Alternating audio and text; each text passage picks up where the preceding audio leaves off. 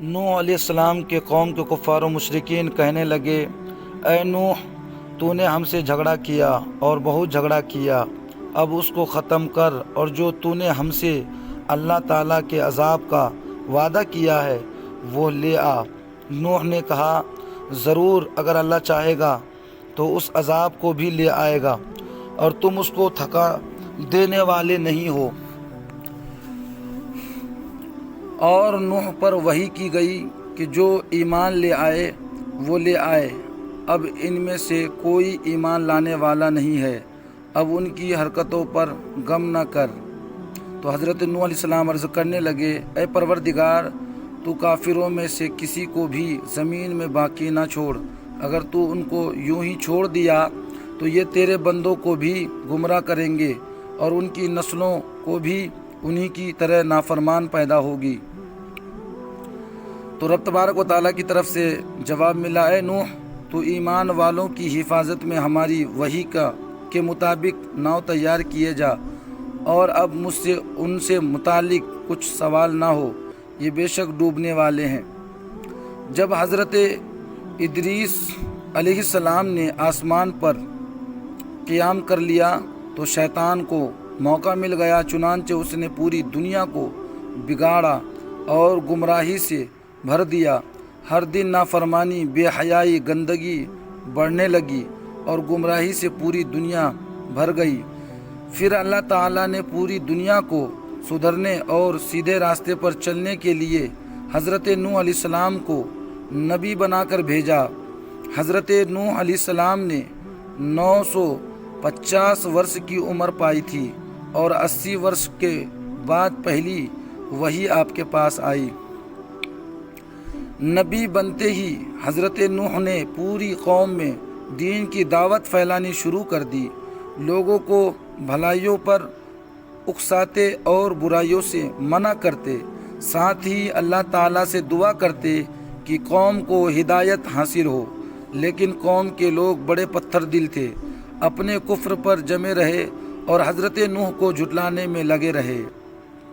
حضرت نوح نے بڑی محنت کی، تمام عمر تبلیغ کرتے رہے، پھر بھی کل 80 آدمیوں نے اسلام قبول کیا۔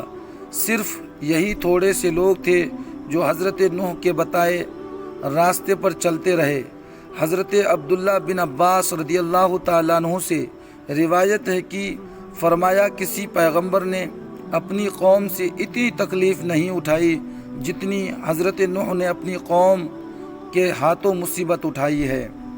حضرت نوح کی قوم کے برے لوگ انہیں ہمیشہ ڈرایا دھمکایا کرتے، کہتے کہ اپنی ان نیک باتوں سے باز آ جاؤ اور ہمارے بتوں کو برا بھلا کہنے سے رک جاؤ۔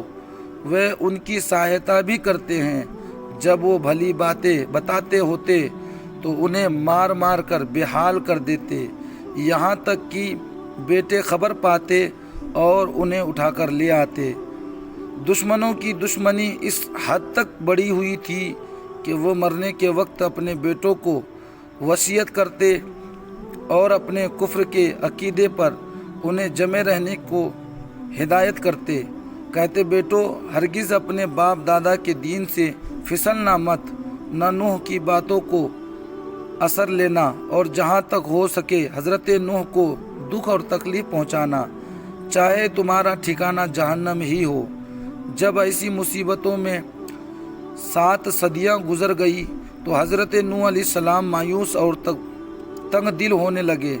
جب حالت یہ ہو گئی تو اللہ تعالیٰ نے وحی نازل کی، انہیں تسلی دی اور فرمایا، اے نوح، تنگ دل مت ہونا، اب تم ان ظالموں سے آس مت رکھو، ان کا ساتھ چھوڑ دو، جو ایمان لائے سو لائے، باقی اب ایمان نہیں لانے کے یہ تو بدبخت ہے، سب کے سب جہنمی ایندھن بنیں گے۔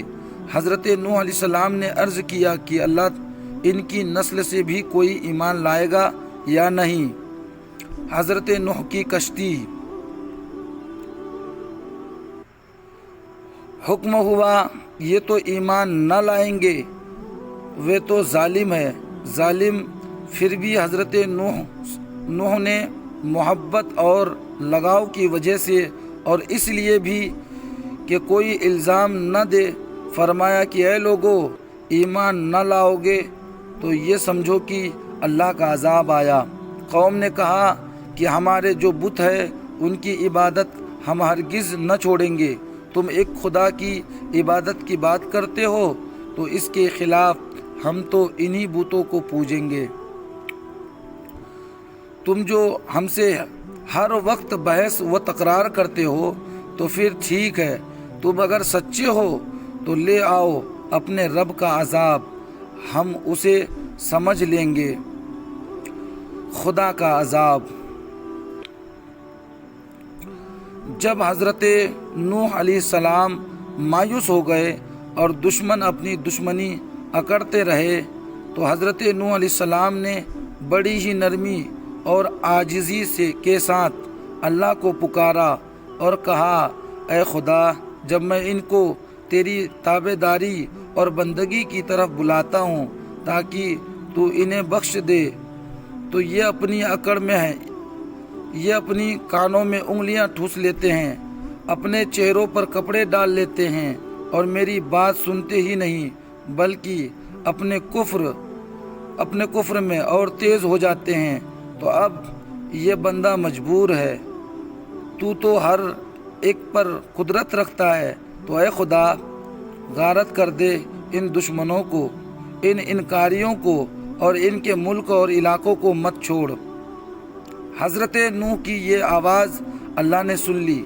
عذاب کا فیصلہ ہو گیا کہ اس قوم کو طوفان سے ہلاک کر کے پانی کے راستے سے دوزخ کی آگ میں ڈالیں گے، اور حضرت نوح علیہ السلام اور ان کے ماننے والوں کے لیے یہ فیصلہ ہوا کہ انہیں ہم اس عذاب سے بچائیں گے اور ناؤ میں بٹھا کر طوفان سے محفوظ رکھیں گے۔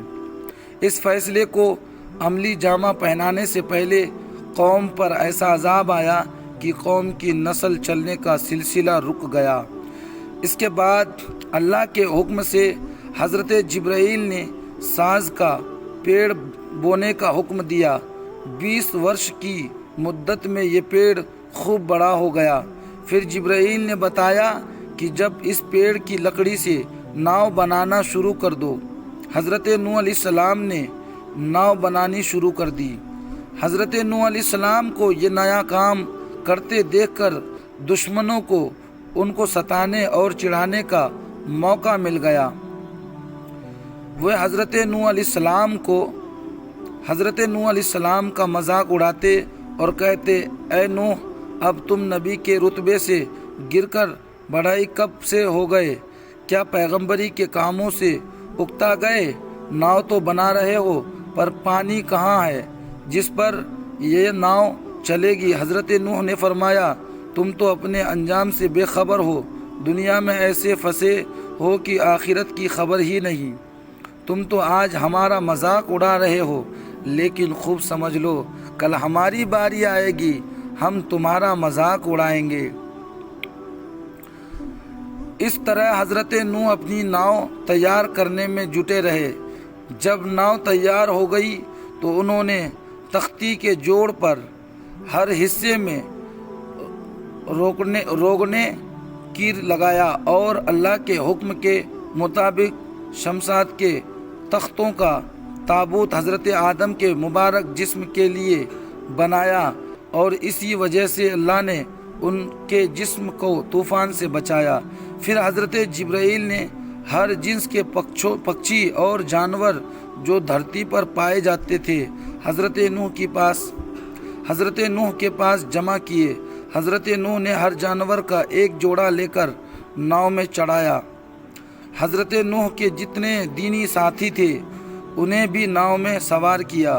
جب یہ 82 لوگ ناؤ میں سوار ہوئے اور ان کے تمام سامان بھی ناؤ میں لد گئے، تب اللہ کا عذاب شروع ہوا اور تنور سے پانی کا فوارہ نکلنا شروع ہوا۔ حضرت نوح کی بیوی اور ان کا بیٹا کنعان ناؤ پر نہ آئے۔ کنعان نے تو کہہ دیا، میں کسی پہاڑی پر پناہ لے لوں گا۔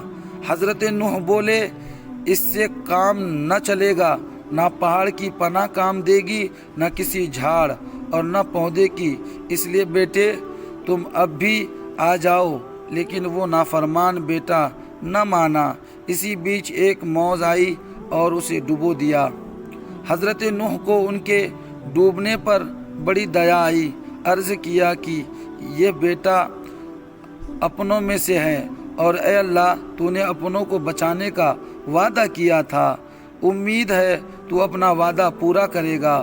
حکم ہوا، اپنا وہ ہے جو بھلے کاموں والا ہے، برے کاموں والا اپنا نہیں ہے۔ عذاب کا منظر۔ 40 دن تک طوفان کا یہ پانی زمین کو ڈباتا رہا۔ آسمان سے ورشا بھی ہوئی، زمین سے پانی کے سوتے بھی پھوٹے۔ تمام آبادیوں کے مکان، باغ، مال، جائیداد اور تمام لوگ اس طوفان کی بھیٹ چڑھ گئے۔ ہر طرف پانی ہی پانی تھا، یہاں تک کہ پہاڑ بھی اس میں ڈوب گئے۔ لیکن نوح کی ناؤ پہ جو لوگ سوار تھے وہ جھکولے کھاتے ہوئے بھی، اندھیرا، ہوا اور اتھا پانی کے ہوتے ہوئے بھی اللہ کی پناہ میں تھے۔ اللہ نے انہیں ڈوبنے سے بچا لیا تھا۔ پھر طوفان کے ختم ہونے کا حکم ہو گیا۔ کہا گیا، زمین اپنے پانی کو تھام، آسمان اب پانی کا کام نہیں۔ جب ناؤ سے اترنے کا وقت قریب آیا تو حضرت نوح علیہ السلام نے کوے کو فرمایا کہ جلدی پانی کا حال معلوم کر کے اعلان کرے، ایسا نہ ہو کہ کہیں جا کر ٹھہر جائیں۔ کوا جا کر مردار کھانے میں لگ گیا اور یہاں بھول گیا کہ حضرت نوح نے کچھ کہا تھا، اس لیے اسے حضرت نوح علیہ السلام نے بددعا دے دی اور وہ ہمیشہ کے لیے ذلیل و خوار کر دیا گیا۔ اپنی نافرمانی کی وجہ سے مردار کھانا اس کے بھاگیہ میں لکھ دیا گیا۔ پھر کبوتر کو حکم دیا گیا کہ وہ پتہ لگائے۔ وہ زیتون کی پتوں کو چونچ میں لے کر واپس آیا۔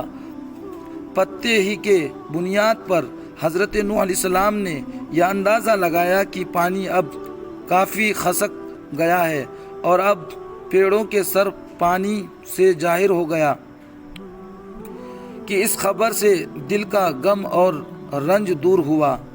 اب تو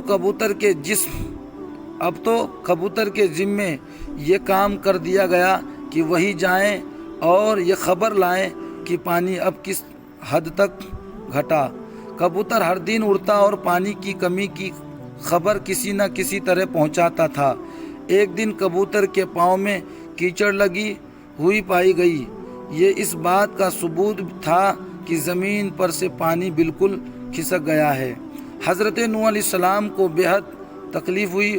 انہوں نے کبوتر کے حق میں دعا کی، جا تجھے خود مخلوق کی نگاہ میں پیارا بنا دے گا، ہر آدمی تجھے چاہے گا۔ تفسیر لکھنے والے کہتے ہیں کہ حق تعالیٰ نے حکم دیا کہ میں ایک پہاڑی پر ناؤ کو ٹھہراؤں گا اور تمام ناؤ والوں کو اس پہاڑ پر اتار دوں گا۔ روایت ہے کہ ناؤ میں بیٹھے لوگ بو اور گندگی سے بڑی تکلیف اٹھا رہے تھے اور سمجھ میں نہیں آتا تھا کہ کیا کرے۔ حضرت نوح نے اللہ سے دعا کی اور اس مصیبت کو دور کرنے کی درخواست کی۔ حکم ہوا کہ اپنا ہاتھ ہاتھی کی پیٹھ پر رکھے۔ حضرت نوح علیہ السلام کے ہاتھ رکھتے ہی ایک سور کا جنم ہوا۔ اس نے سب نجاستیں کھا کر گندگی فضا کو بہتر بنا دیا۔ اسی طرح جو ہی حضرت نوح علیہ السلام نے اللہ کے حکم سے شیروں کے ماتھے پر ہاتھ ڈالا، قدرت سے بلی نکلی اور اس نے سارے چوہوں کو کھا لیا۔ سب پہاڑوں نے اپنی بلندی پر فخر کرتے ہوئے سر بلند کیا، مگر جوڑی پہاڑ نے چھوٹا پن ہی دکھایا۔ اللہ تعالیٰ نے اس کے اس چھوٹے پن کی وجہ سے اسے عزت بخشی اور نوح علیہ السلام کی ناؤ اس پہاڑ پر ٹھہرائی گئی۔ پھر اسی پہاڑ کے نیچے تمام لوگ اترے، وہاں ایک گاؤں آباد کیا۔ اس گاؤں کا نام سکے امانین تھا۔ جب یہ گاؤں پوری طرح آباد ہو گیا تو ایک بار پھر ایک ایسی ویب چلی کہ پوری آبادی تباہ ہو گئی۔ صرف حضرت نوح اور ان کے 3 بیٹے باقی رہ گئے، ہم، سام اور یافس، باقی سب فنا ہو گئے۔ اللہ تعالیٰ نے وہاں وحی بھیجی کہ میں نے تیری قوم کو کفر اور نافرمانی کی وجہ سے ہلاک کیا، اب جو بچے ہیں ان کو طوفان جیسی عذاب کا شکار نہ بناؤں گا۔ پھر اللہ تعالیٰ نے نوح کی نسل میں ایسی برکت رکھی کہ 40 برس کی مدت میں کئی شہر اور گاؤں آباد ہو گئے۔ حضرت نوح نے ملک شام، فارس، خراسان، عراق وغیرہ کے علاقہ سیم کو دے دیا، پچھم ملک حبشہ وغیرہ ہم کو دیا، اور چین، ترکستان وغیرہ یافس کو دیا۔